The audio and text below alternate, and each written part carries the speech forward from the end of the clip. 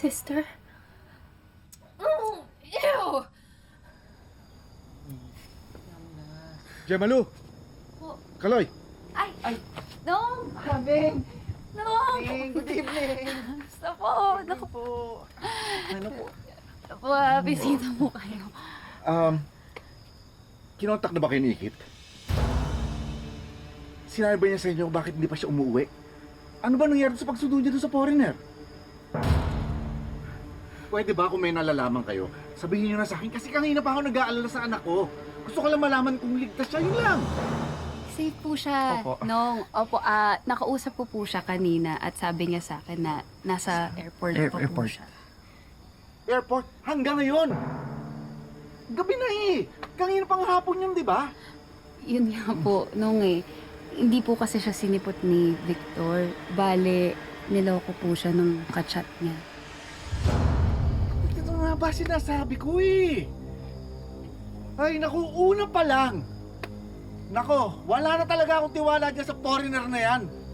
Alam na alam ko walang gagawin mabuti yan eh. At Jemalu. Bakit? Jemalu? Kaloy? Meron pa ba akong hindi nalalaman? Ha? Ano sabi, Papi? Ba't ako multiply ko? Iiwan mo ko sa ulo. Gusto ko sampalin kita. Bilisan mo na. Wala akong panahon sa kulitan ninyong dalawa.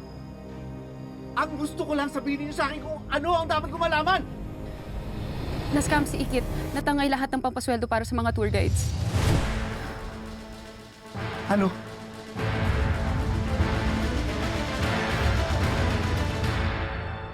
Inis ako sa kanya kasi nasa kanya ang lahat ng gusto ko.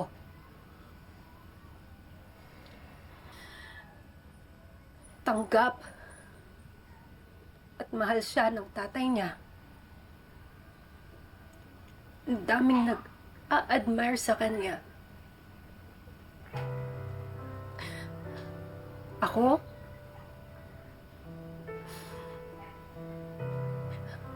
My own dad looks at me like I'm trash.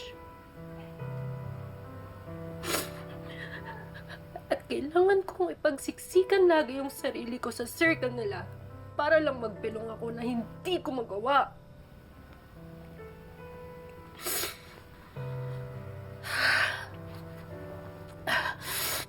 Pero look at Kit. Look at her. Pareho na kami, oh. Her dad's gonna hate her. People are gonna dislike her. She's gonna feel my pain. Kaya wala na siyang karapatan na magmalaki sa akin.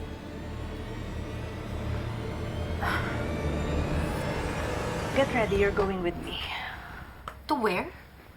Saan pa? Eh di sa tourist center. Don't you want front row seats para masaksihan ang downfall ni Marikit?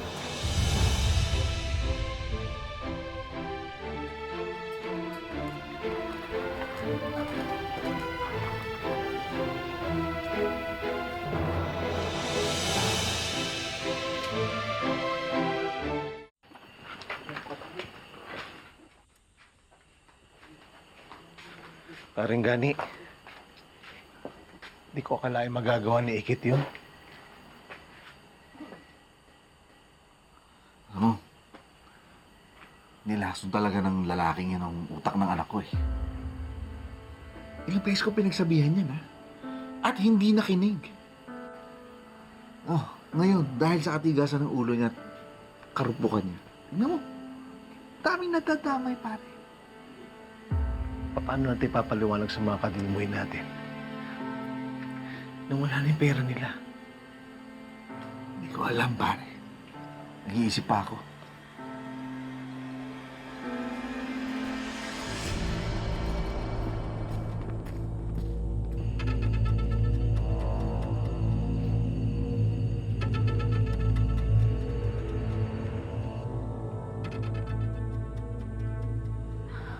Mahal?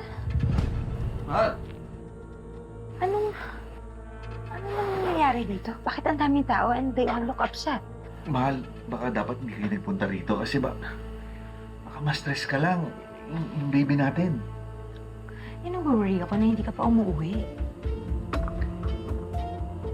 Sila, meron kasing problema eh.